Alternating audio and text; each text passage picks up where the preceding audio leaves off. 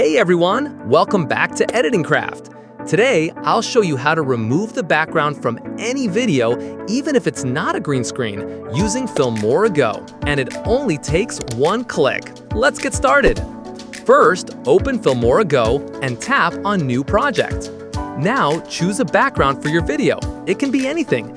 In my case, I'm selecting a solid color. Next, extend the background clip on the timeline to match the length of the video whose background you want to remove. Now, tap the pip icon and import the main video, the one you want to edit.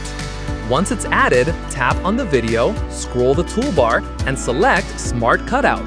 Now, just hit Remove Background and wait a few seconds. Filmora Go will do the magic automatically. And that's it! The background is gone, clean, and professional. You can now export your video and use it wherever you want.